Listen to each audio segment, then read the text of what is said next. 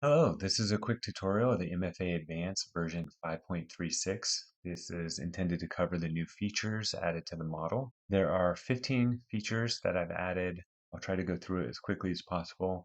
Refer to the chapters in the bottom of the video to skip forward to the sections that you want to watch.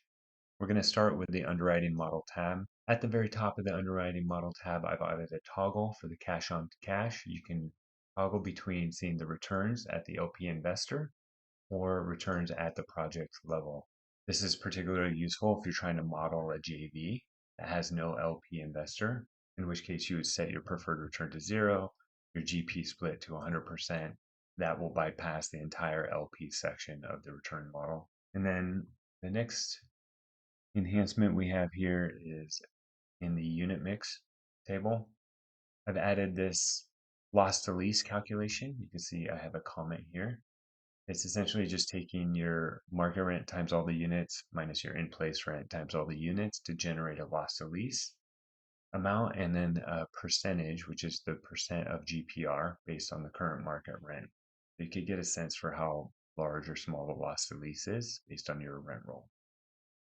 Moving on down, we're going to go take a look at the RUBS utility ratio. So it's really important as you model out your RUBS to pay attention to the ratio for the utilities, utility expense. So I've included that ratio here.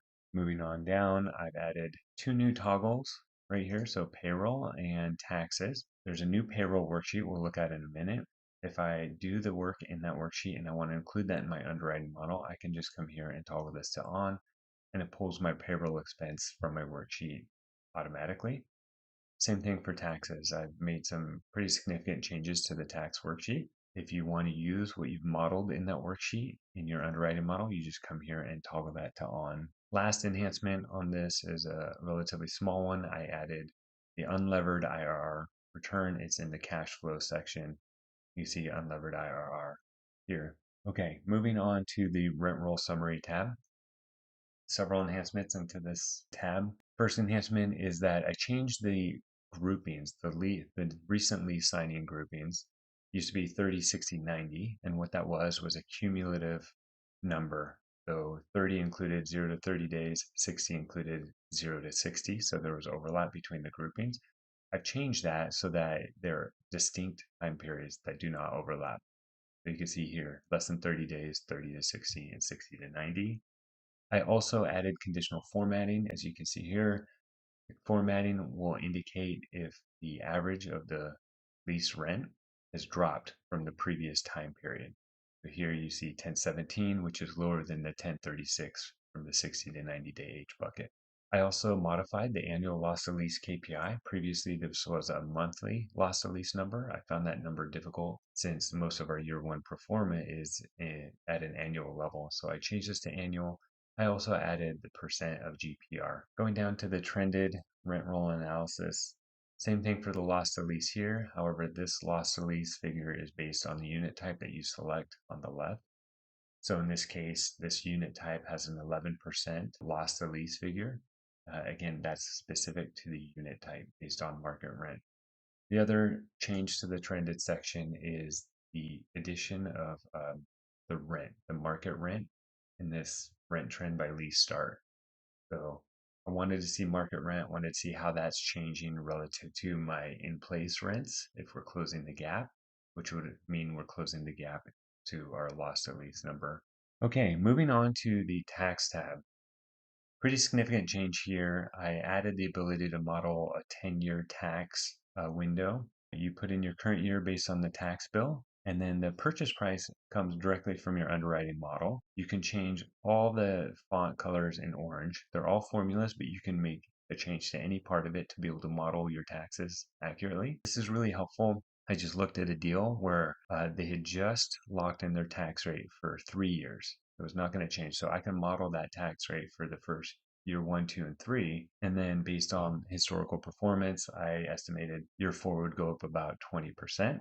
And so I modeled that in here, adding 20% in year 4. You can get very detailed and model your tax strategy, and then go into the underwriting model, turn the tax toggle to on, and it will pull the tax amount from this row right here. Next tab will be the rent comps tab. Some significant changes here. First off, I added a new column for units. I want to be able to see the size of the asset. I also added a new column for hyperlink, so you can put in a hyperlink and then add your comments. The most significant change really comes in the graphs. I added a scatter plot. The scatter plot shows you the relationship between rent and size of the unit relative to the competition. So this is really helpful because sometimes it's difficult looking at the bar graphs to understand really where you are along those two vectors. So the scatter plot really helps with that. You can see here our renovated unit or planned renovation, the dark green triangle, is below the average line. So maybe there's opportunity to actually move up. Whereas if we look at the 2-bedroom scatter plot right here, you can see our triangle or dark green is well above our average. So that would indicate that perhaps rents are a little bit high. Maybe that unit size is smaller than the competition.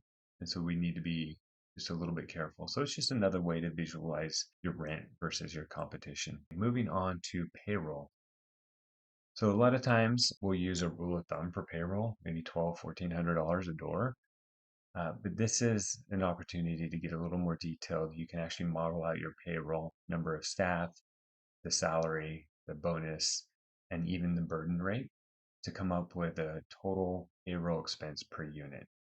Again, if you go into the underwriting model after you complete this step, you could toggle your payroll to on and it will pull this total into your underwriting model. It's entirely optional whether you use it or not. The last thing I'll mention is throughout the underwriting model, I put these circles, the green circles. These take you right back to the underwriting model, just like so.